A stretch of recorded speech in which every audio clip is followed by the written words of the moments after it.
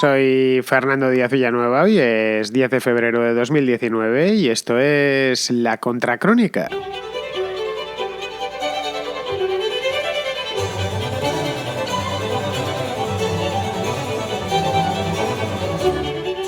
Bienvenidos a La Contrarréplica, un domingo más, este programa en el que vosotros, que sois los oyentes de La Contracrónica, me mandáis preguntas a través de WhatsApp, me las mandáis como notas de voz, lo digo, no me andéis llamando al número de teléfono que os voy a dar ahora, no por nada, sino porque no está conectado a la red telefónica, exclusivamente a Internet, y lo único que recibe son estos mensajitos, estas notas de voz, que contienen vuestras preguntas o vuestras reflexiones, que también hay bastantes. Como bien sabéis, llevo mucho retraso en esto de las preguntas y de los mensajes de La Contrarréplica, así que voy a ver si saco hoy unas cuantas, como mínimo 6, que lo mismo no me da tiempo, pero bueno, porque todas son muy interesantes, les he echado ya a todas un vistazo, me las he escuchado, las he convertido a MP3 y demás, es decir, que tengo todo el trabajo hecho. Y me gusta responderos con tiempo y que sea una respuesta convincente porque habéis hecho el esfuerzo de grabarlo y de enviármelo.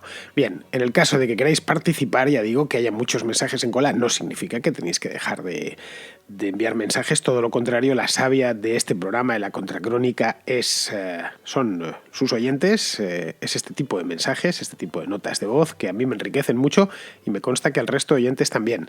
Bien, pues si queréis enviar mensajitos, no tenéis más que grabar una nota de voz de 1 o 2 minutos de duración, 3, si merece la pena la reflexión o la pregunta en cuestión, al siguiente número. Apuntadlo bien, el 690-827909. Una vez más, 690-827909, con el más 34 delante. No lo olvidéis en el caso de que el teléfono en cuestión esté fuera de España, es decir, sea un teléfono registrado con operadora de por ahí. Muy bien, pues con esto vamos ya de cabeza a la contrarréplica.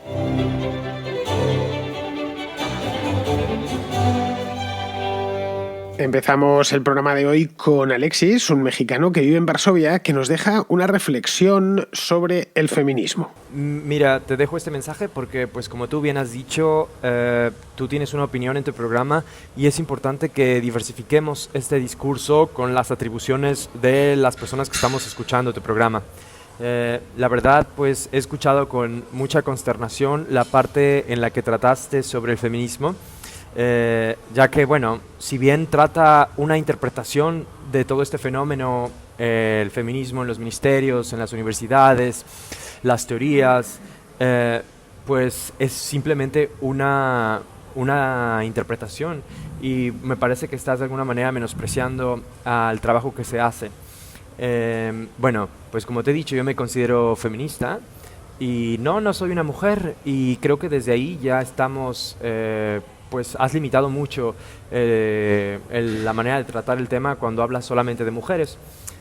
Y es aquí donde podemos estar hablando de dogmas, porque pues tanto se repiten cosas que nos vamos con una idea y creo que es muy importante que las personas que nos atrevemos, como tú, como yo, a tomar un discurso público, pues que tengamos esa conciencia y sensibilidad con la diversidad de la manera de interpretar nuestra realidad, que no es única.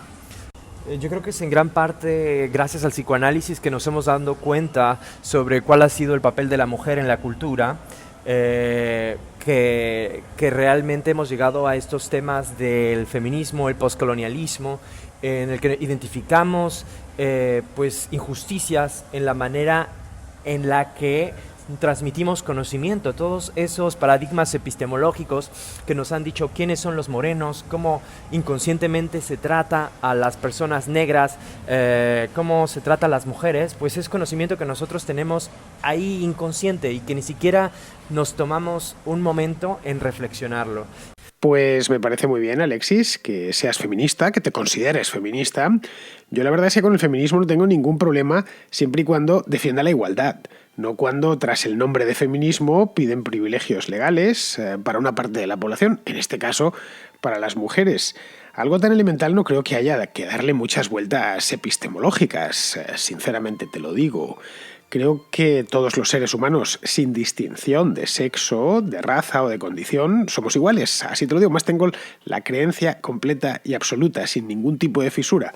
Es decir, que suscribo el artículo número 1 de la Declaración de los Derechos del Hombre y del Ciudadano de 1789. Fíjate si me voy lejos. Este artículo dice textualmente, y ojo, lo suscribo sin fisuras, todos los hombres nacen y permanecen iguales en derechos. Punto. No hay nada más que añadir. Por lo tanto, como creo en esto, y te repito, sin fisura ninguna y sin excepción ninguna, estaré en contra de lo que vaya contra esa igualdad de derechos y obligaciones, se llame como se llame. Ya está. Si a los que van contra este artículo que consagra la igualdad de todos los seres humanos en derechos y obligaciones, y decides llamarte feminista, pues bien, estar en contra del feminismo. Si decides llamarte machista, pues en contra del machismo. La etiqueta que le quieras poner me parece correcta. Y no le doy muchas más vueltas. Como ves, este artículo es fácil de entender. Lo entiende un niño de 10 años. Es simple. ¿Estás o no estás a favor de que la igualdad sea completa y absoluta? El feminismo de la nueva ola, como bien sabes, no parece que esté muy por la labor de reconocer esta igualdad. La igualdad de la única igualdad posible, que es la igualdad ante la ley. Nada más. Yo estoy, ya te digo, al 100% con la igualdad ante la ley, a favor de la igualdad ante la ley. Si quieres decir que soy feminista, pues adelante, soy feminista. Ahora, lo primero no es la etiqueta, sino lo primero es la idea en cuestión. Bien, aclarado este punto con Alexis, vamos con la segunda llamada del día. Viene directa de la China, pero no de la China popular, sino de la República de China, es decir, de Taiwán. Ahí está Javier, un habitual de la Contracrónica, que quiere hacer unas precisiones, más que una precisión, sobre la despolitización de los chinos. He escuchado el mensaje de Francisco, agradezco mucho que profundice en el tema, no estoy del todo de acuerdo, pero bueno, esto último creo que es totalmente irrelevante en la contracrónica. A ver, en China sí que hay política. El hecho de que no se discuta mucho sobre política no quiere decir que sí que haya formas de presión al poder político. Efectivamente, el Partido Comunista se ha encargado de mm, no fomentar el espíritu crítico. Es decir, el sistema de enseñanza prusiano que se desarrolló en Europa, pues ellos lo imitaron y lo pusieron en China. Y desde luego sí que sirve para evitar que haya opiniones discordantes. Pero a pesar de eso, a pesar de que, de que el Partido Comunista fue un estudiante aventajado de la Unión Soviética, pues sí que hay formas de presión al poder político. Y voy a hablar del Falun Gong. El Falun Gong es esta secta que a partir de los años 90, de finales de los años 90, empezó a sufrir durísima persecución por parte del Partido Comunista. Es decir, tan dura hasta el punto de que hay evidencias de que los practicantes de esta religión han sido internados en campos de concentración, sí, en campos de concentración, y les han sustraído sus órganos para hacer trasplantes, es decir, una auténtica salvajada. Claro, lo que hay que plantearse es por qué el Partido Comunista se ceba tanto con esta religión, una religión que además a principios de los años 90 estaba bien considerada. Es decir, no es que tuviese mala fama desde el principio, en sus inicios tenía buena reputación. Pues esta persecución salvaje es porque ven en esta organización una amenaza. Y lo ven como una amenaza, primero, porque es capaz de reunir a mucha gente, y segundo, porque tiene o tenía a miembros infiltrados dentro del poder político. Y es que el Partido Comunista es de todo menos armónico. Sí, sé que se intenta presentar como la cosa más armónica del mundo, pero de eso nada de nada. Es decir, ¿os suena de algo la campaña que hizo Xi Jinping contra la corrupción? Pues eso no fue una campaña contra la corrupción, no. Eso fue una forma de quitarse a sus enemigos políticos, especialmente a los de la facción de Jiang Zemin. Jiang Zemin es el que estaba a finales del siglo XX, es decir, es el que estuvo antes de Hu Jintao, y después de Hu Jintao vino Xi Jinping. Pues Xi Jinping hizo esta campaña de la corrupción para quitarse el medio a sus enemigos políticos. Luego, en China sí que hay política, lo que pasa es que es diferente, es decir, no es una política como la que entendemos aquí en Europa, de una serie de ideas que son defendidas por determinados partidos políticos, no. La política en China funciona con grupos, en su mayoría religiosos, que tienen gran capacidad para influir en el poder político. Por este motivo, el Falun Gong es severamente perseguido por el Partido Comunista, y últimamente el Partido Comunista está ejerciendo una presión sin precedentes sobre el Islam en Xinjiang y sobre muchos grupos cristianos, porque si algo ha ocurrido con mucha frecuencia a lo largo de la historia de China, es que hubo grupos religiosos que fueron capaces de derrocar al poder político, y el Partido Comunista a día de hoy teme esto. Lo teme tanto que, como he dicho, mete en campos de concentración a los del Falun Gong, y ahora está haciendo esto con los musulmanes en Xinjiang. Mm, Además, está haciendo una propaganda que mucha gente se la está creyendo. Está metiendo a la gente de Xinjiang dentro de la categoría de terrorismo, cuando eso es falso.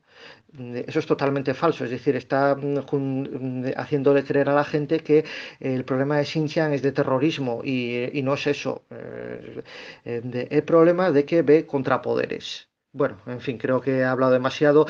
Podemos seguir discutiendo este tema. Pues es muy interesante tu mensaje, Javier. La verdad es que aprendo mucho contigo sobre estos temas de China, que como bien sabes traigo a la contra con cierta frecuencia. Se nota que sabes mucho del tema. Bueno, no en vano vives allí, lógicamente, y lo conoces bien. Llevas muchos años, no solo viviendo en China, sino además estudiándote todos estos temas. Y tanto cuando nos conocimos en persona, que hablamos sobre esto de China, como la cantidad de mensajes, todos buenos, que envías para este programa. La verdad es que da gusto porque me abres nuevas vías de investigación y gracias a tus mensajes me pongo a investigar algunas cosillas. Respecto a esto que comentas del Partido Comunista Chino, básicamente, como bien sabrás, es una empresa perfectamente engrasada para conservar el poder. Lo conquistó allá por el año 1949 y lo ha conservado desde entonces. Ha dado muchos tumbos, eso es cierto, pero vamos, es decir, ha ido aplicando las modificaciones necesarias en su ideario para conservar el poder, desde llevarlo a un estalinismo extremo, que ni Stalin se hubiese atrevido a hacer cosas como las que hizo Mao Zedong, como bien sabes, hasta suavizarlo, como han hecho los últimos líderes el ideario estoy hablando, de la China popular. El caso más claro lo tienes en el propio Jiang Zemin, que has hecho referencia a él. Este fue presidente durante 10 años, pues todos los años 90, no sé en qué año dejó de serlo, no sé si en 2002 o en 2003, y este es el padre de la triple representatividad. Supongo que habrás oído hablar de ella, es una de las ideas madre, o de las teorías madre de la China actual. Esto de la triple representatividad incorpora a los empresarios dentro del partido y dentro de la propia China. Es decir, para hacer una tontería, y diré, bueno, pues sí, vale, perfecto, esto que lo dijo Jiang Zemin, pues como si lo dijo Hu Jintao, da igual. Está claro que es así. No, supuso en aquel entonces una revolución cuando Jiang Zemin expuso esta teoría, que será hace ya casi 20 años o por ahí, porque supuso el abandono de la lucha de clases, que es uno de los pilares del marxismo-leninismo. Entonces tenemos un partido comunista, marxista-leninista, que es el Partido Comunista de China, pero que hace 20 años que abandonó la lucha de clases. Es decir, con esta teoría, esta de la triple representatividad, que no incluía las libertades políticas, ni la disidencia, ni el respeto a la disidencia, ni a las minorías, solo las económicas. Y los chinos han tragado con eso. Han tragado con eso en los últimos 20 años, y lo hemos visto, y lo estamos viendo. Porque al parecer, y esto es lo que se extrae de la realidad, le dan más valor a la estabilidad que a la democracia. La democracia liberal, por lo menos, o lo que nosotros entendemos como democracia, que es por lo demás, claro, si estudiamos un poquito la historia de China, pues podemos incluso hasta entenderlo, porque la democracia liberal, la democracia occidental, es un sistema político que la China continental apenas han conocido. Ten en cuenta que el imperio termina hace un siglo. Le sucedió la República de China, que fue muy inestable, como bien sabes, luego la invasión japonesa y luego la revolución. Y claro, no se puede echar de menos lo que no se conoce, obviamente. Por eso están teniendo tantos problemas de asimilación en lugares como Hong Kong, que fue incorporada a China en 1997, o el Macao, que había sido una colonia portuguesa en 1999, y los tendrían estos mismos problemas de asimilación si anexionasen Taiwán. que como bien sabes, porque vives allí, es un país democrático equiparable a cualquiera de Occidente.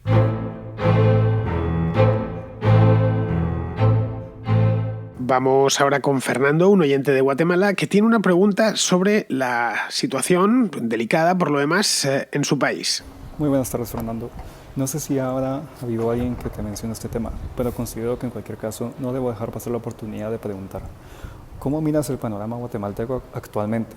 A como vamos, es más incierto si el actual presidente Jimmy Morales dimitirá de su cargo, como hace 3 años lo hizo Otto Pérez, por la presión popular. Creo que ni en ese entonces era tan penosa la situación, porque es ahora cuando abiertamente el gobierno lucha contra el organismo internacional que, con logros a su favor, tiene la tarea de limpiar al país de la corrupción. En mi opinión, creo que se debe poner más presión para hacerlo retirarse del cargo y exigir a los demás entes del Estado que velen por el bienestar del pueblo. Mi comentario y pregunta de hoy es porque exactamente hoy, 17 de septiembre, el presidente rechazó la orden de la misma Corte de Constitucionalidad acerca de permitir el ingreso de Iván Velázquez, el comisionado de la Comisión Internacional contra la Impunidad en Guatemala. No se le permitió ingresar al país. Y hace unos días también, en este clima de descontento con el presidente, el gobierno le solicitó a la gente que dejara de manifestar, todo con tal de celebrar las fiestas patrias. Un saludo y espero tu respuesta. Pues mira, Fernando, ya hice un programa sobre este tema el mes pasado, el 9 de enero, concretamente. No sé si lo habrás escuchado, me consta que este mensaje tuyo es anterior a este mensaje, hasta nos lo comentas, ¿no? Ya os he dicho antes que tengo bastante retraso en esto de los mensajes, pero vamos, en ese programa ya comenté lo que pensaba de Jimmy Morales y de su idea de no, bueno, más que idea, ¿no? Su idea y práctica, porque lo ha llevado a la práctica al final, de no renovar el mandato a la Comisión contra la Impunidad, la famosa CICIG. A ver, por resumirlo mucho, Jimmy Morales es una marioneta de quienes siempre mandaron en Guatemala, no es más que eso. Le colocaron ahí en el año 2015, tras el escándalo de La Línea y de Pérez Molina y Valdetti y la desaparición del Partido Patriota, que había sido el partido a través del cual habían toda esta gente vehiculado sus ambiciones políticas. Y ese partido salta por los aires, como bien sabes, en el año 2015, a raíz de que al presidente y a la vicepresidenta les meten en la cárcel. Querían, además, en aquel año, lo recordarás, frenar a Manuel Valdizón. Lo hicieron, la verdad es que era todo un personaje, hoy está acusado de algunos delitos de corrupción y necesitaban a alguien encontrar a alguien rápido. Y lo encontraron a lo largo de 2015. Es decir, Jimmy Morales aparece de la nada durante el mes de julio, agosto de 2015. Pero literalmente de la nada. Era un tipo del que no se había oído hablar. Bueno, sí, que se le conocía en Guatemala, pero no como político, se le conocía como actor de televisión. Era un cómico de televisión, como bien sabes. Era un programa que se llama Moralejas, que hacía con su hermano, y bueno, un tipo gracioso, la verdad. Se puede buscar cosas en YouTube de Jimmy Morales cuando se dedicaba a la cosa de hacer reír a los demás. Hoy está haciendo reír a los demás, pero no precisamente por contar chistes. Pero bueno, el hecho es que vieron que este hombre, que ya había intentado salir electo en las elecciones municipales anteriores, las del año 2011, por la alcaldía de Mixco, que como obviamente sabes tú, está a las afueras de Ciudad de Guatemala, y no lo consiguió, bueno, pues era un tipo que parecía perfectamente manejable y terminó siendo totalmente manejable. Y claro, la CICIG estaba bien, y estaba bien como programa de relaciones públicas de la República de Guatemala, pues quedaba bien tenerla. El presidente de turno, ya fuese, qué sé yo, Colom, o fuese Pérez Molina, o el que tocase, podía presumir de que colaboraba con Naciones Unidas, etc. Claro, hasta que empezó a tocar puntos sensibles. A partir de ahí dejó de ser graciosa y dejó de ser oportuna. Es decir, le pasaron lo de Pérez Molina, pues ya estaba muy avanzado y aparte este tipo había montado una estructura criminal de tal nivel que no había manera de salvarlo. Asumieron que a Pérez Molina le encarcelasen, que a su vicepresidenta también, pero claro, es que seguían, después de eso, ya en 2016, con Jimmy Morales en el poder, seguían metiendo la nariz donde no debían. Y ahí es donde se rompió la baraja. Es decir, si el comisionado Velázquez se hubiese detenido en ese punto, en el mes de septiembre-octubre de 2015, cuando consiguen colocar a este tipo en la presidencia y tal, y se hubiese dedicado a cosas menores, qué sé yo, a investigar alguna corrupción en una alcaldía, como habían hecho hasta entonces, hasta que consiguen atrapar a la presidencia, habían estado dedicados a asuntillos menores, nada hubiera pasado, te lo aseguro. Pero no. Este hombre, Iván Velázquez, sigue enredando además con el concurso entusiasta del Ministerio Público guatemalteco. Claro, los jueces honrados en Guatemala, como la fiscal Telmaldana, por ejemplo, no se habían visto en una igual en su vida y apoyaron todo aquello. Bueno, por primera vez podemos emitir sentencias, dictar sentencias, hacer investigaciones, etcétera, sin miedo a que nos disparen o a que tengamos problemas serios de que nos saquen de aquí. Vamos, en resumidas cuentas, lo de Morales ha sido un cierre en banda, lo de estos últimos meses, para que los de siempre sigan haciendo y deshaciendo a su antojo. Y no hay mucho más, ¿eh? Y yo la verdad, Fernando, es que ya lo siento porque, como bien saben todos los oyentes habituales, por Guatemala siento un especial cariño. Muy bien, vamos ahora con Iván, que me comenta una noticia reciente que ha sucedido en San Francisco de California. Hola Fernando, quería comentarte una noticia que me encontré ayer. Una noticia sobre una estatua en San Francisco que destacaba los orígenes españoles de la ciudad, que ha sido retirada por el ayuntamiento por considerarla racista. Era una estatua que mostraba pues, un nativo americano así en el suelo ante un misionero, y ya varias comunidades de nativos americanos de la ciudad ya van quejándose y ya van pidiendo la retirada de esta estatua por considerarla racista. Y nada, quería comentarle tu opinión sobre esto. A mí me parece cuanto menos curioso, los anglosajones haciendo de las suyas. Y nada, te dejo el enlace a la noticia y un saludo. Pues sí, Iván, es tal y como cuentas. La estatua fue levantada en 1894. Es una estatua realista sobre un pedestal en el que ponía Early Days, es decir, los primeros tiempos de la ciudad, y la han retirado porque les parecía racista. Bueno, la estatua en cuestión ya no se puede ver, estaba delante del Ayuntamiento de San Francisco, ya no se puede ver porque la han quitado, no sé qué habrán hecho con ella, estará en bronce, creo, así que quizá la han fundido o la han escondido por ahí en algún almacén perdido. Pero vamos, constaba de 3 figuras, un indígena recostado sobre el suelo, luego desapareció un vaquero y un fraile, un misionero, mostrando el cielo al indígena. Evidentemente, pues lo que estaban mostrando ahí eran los primeros días de San Francisco como una misión. Un misionero, el indígena y un vaquero. Se entiende pues que un vaquero español que había llegado allí a montar las misiones, nada más. Además hubo una serie de propietarios que se establecieron, pocos por cierto, que se establecieron en California. Estamos hablando de finales del siglo XVIII. Yo sinceramente no veo en esto ningún racismo, no veo racismo por ningún lado, pero bueno. A ver, San Francisco, esto pueden quitarlo, pero lo que no pueden borrar es la historia de San Francisco. San Francisco nació como un real presidio, no es que fuese una cárcel, no había suficientes delitos como para encerrar a nadie allí. Un real presidio significaba que era un fuerte. El fuerte en concreto el de San Joaquín, que estaba, donde está hoy el parque del presidio, al lado del puente del Golden Gate, es un parque gigantesco. Luego los yanquis pusieron ahí un fuerte suyo propio, no me acuerdo el nombre, pero vamos, ahí habían hecho los españoles, hicieron un pequeño fuerte y al lado la misión de San Francisco de Asís, nada más. El presidio lo fundó un tipo llamado José Joaquín Moraga, que era un español de Arizona, que había subido tan al norte por órdenes del virrey Bucareli, que era el virrey de Nuevo México, el virrey de Nueva España en aquel entonces. Él había nacido en el norte del virreinato, ya digo, en Arizona, un tipo nacido en lo que hoy es Estados Unidos, en aquel entonces Nueva España, y bueno, pues le habían enviado allá que fundase ese presidio, es decir, ese fuerte.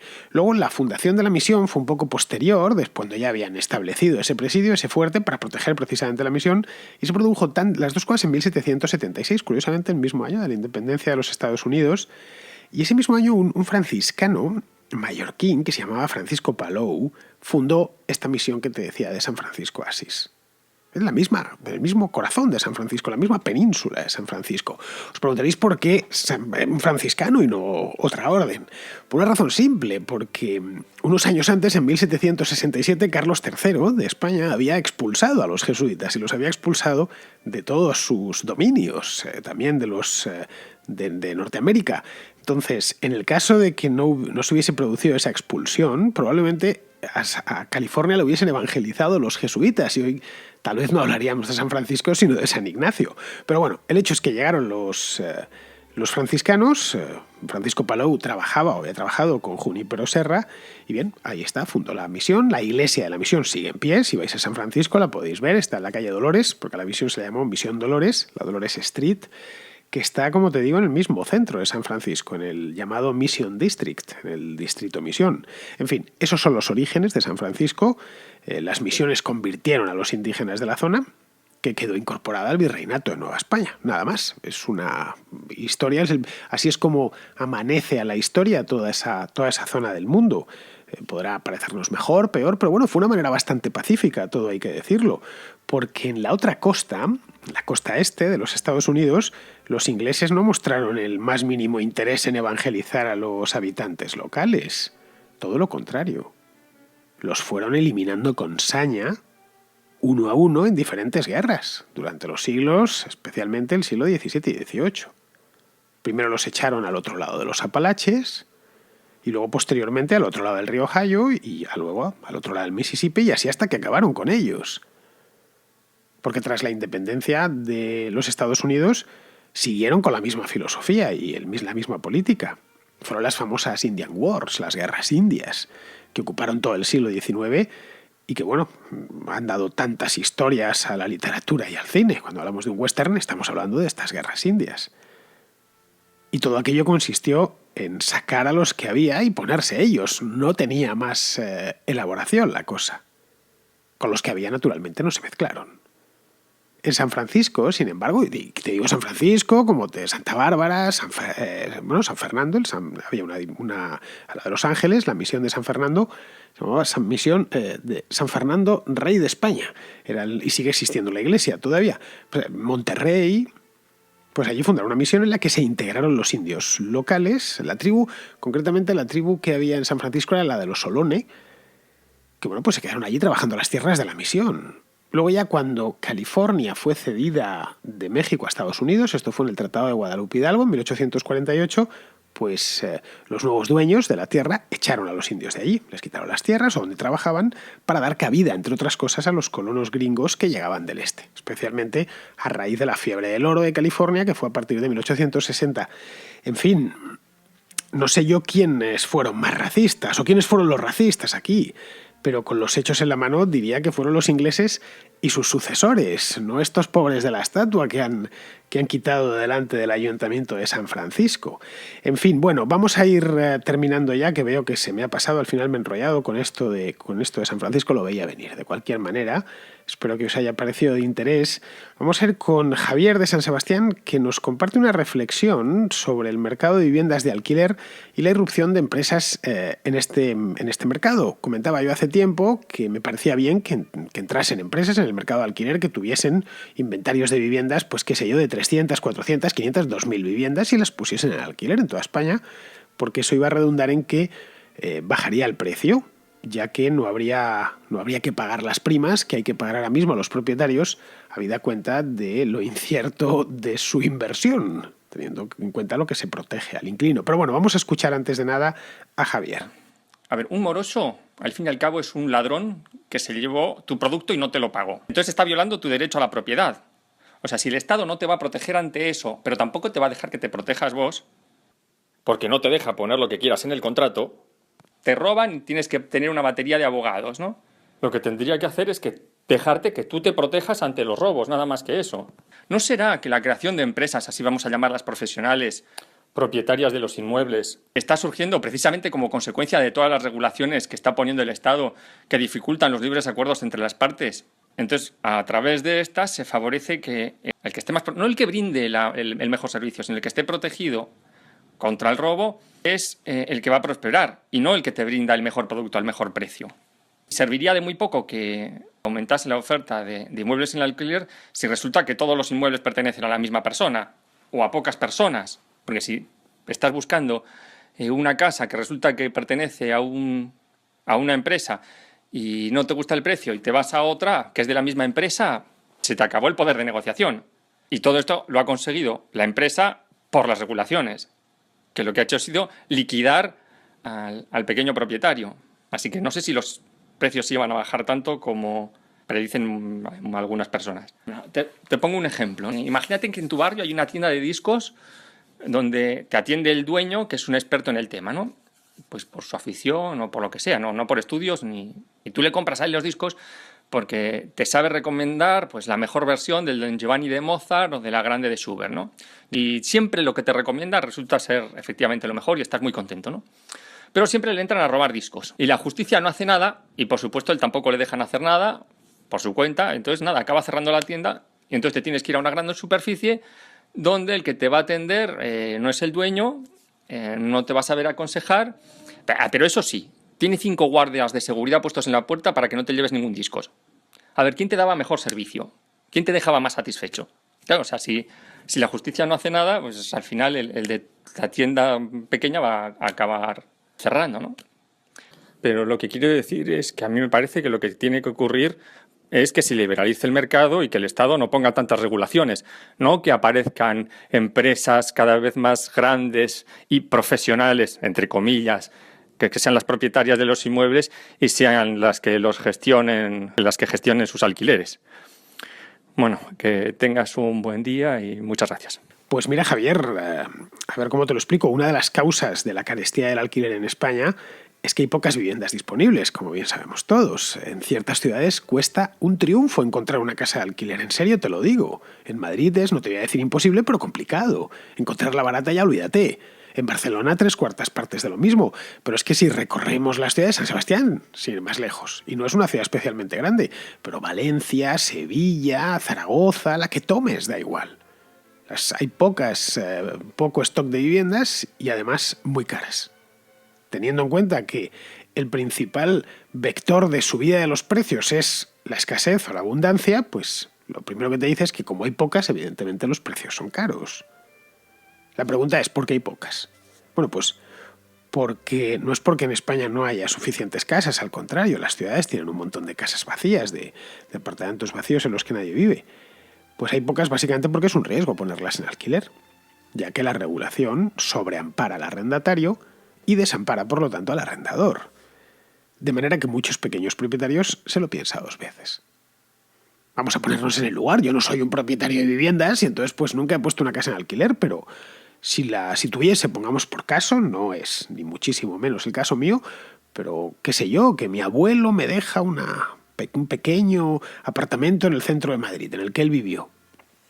Y al final pues yo soy su heredero y me lo deja y pues tendría un problema. Seguramente lo vendería para quitármelo de encima, pero si decidiese alquilarlo, a partir de ahí empezarían las dudas. Bueno, ¿y qué pasa si el tío no me paga al que se lo ha alquilado? Me destroza la casa. Es que a lo mejor tardo meses, si no años, en conseguir sacarle de allí, entre tanto todo lo que me da es gasto. Voy a tener que seguir pagando el IBI, la comunidad, etc. De tal manera que casi mejor lo dejo vacío o lo utilizo para que lo coloco en Airbnb, que es más sencillo, o directamente lo vendo. Y me evito problemas.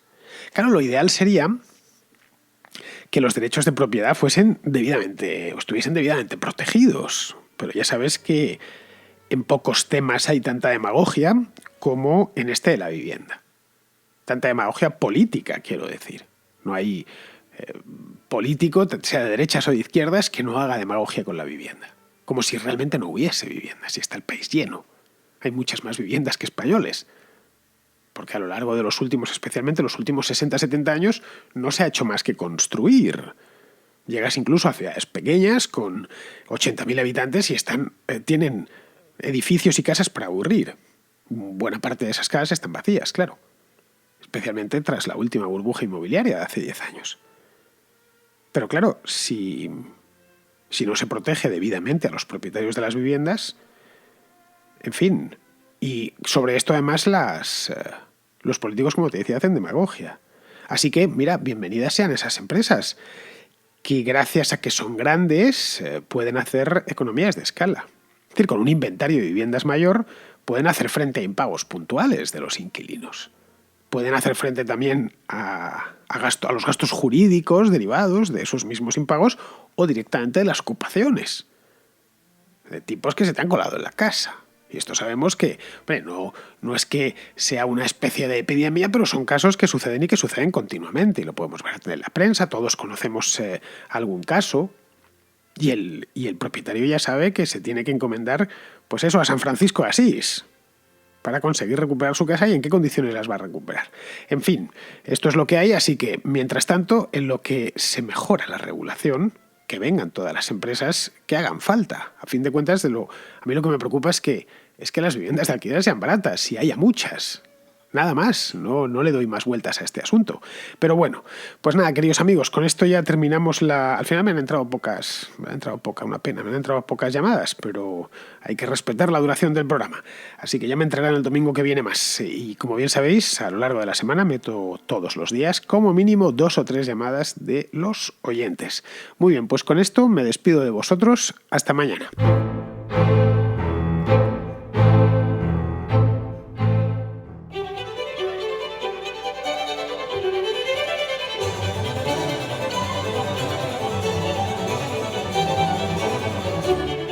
La Contracrónica y la Contrahistoria son 2 programas de radio independiente que existen gracias a sus oyentes. Si te gustan, puedes patrocinarlos. Lo puedes hacer de 2 maneras, a través de patreon.com/Díaz Villanueva o instalando la aplicación de iVoox en tu teléfono y pulsando la tecla Apoyar. Solo por ser patrono podrás escuchar El Contrapunto, un programa musical distinto a todos los demás. Pero, sobre todo, hazte patrón para que la Contracrónica y la Contrahistoria se sigan emitiendo por los siglos de los siglos. Amén.